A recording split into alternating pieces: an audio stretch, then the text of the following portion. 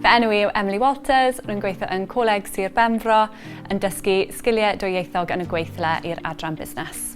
So nes i graddio yn haf blwyddyn yma sef 2024.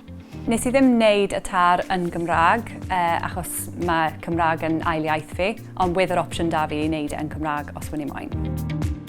Mae fe'n lyflu i cael y myfyrwyr busnes siarad Cymraeg, wneud yn siŵr bod nhw'n cario ymlaen â Cymraeg os maen nhw wedi mynd i ysgol Gymraeg cyn ni, a jyst helpu y rai sydd ddim â profiad Cymraeg o gwbl i helpu nhw gyda siarad Cymraeg. So yn sesiwn gyntaf fi gyda pob grŵp, fi'n gofyn nhw pa fath o profiad gath nhw yn ysgol, beth maen nhw'n joio amdano gwersi Cymraeg a beth maen nhw ddim yn joio.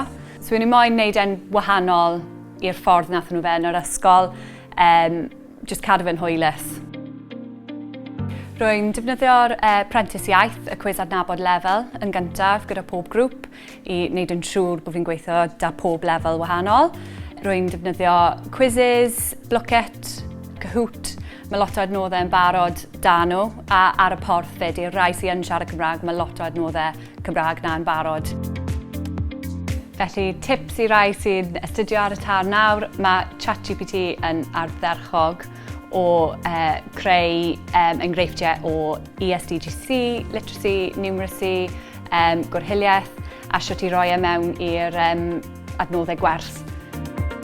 Fy mod i'n rhugl yn Cymraeg, mae fe yn ail iaith fi, felly mae rhaid i fi cymeryd pob opportunity i siarad Cymraeg gyda pawb fi'n nabod. Mae lot o bobl yn y swyddfa fi sy'n siarad Cymraeg, felly fi'n defnyddio fe trwy'r amser nawr.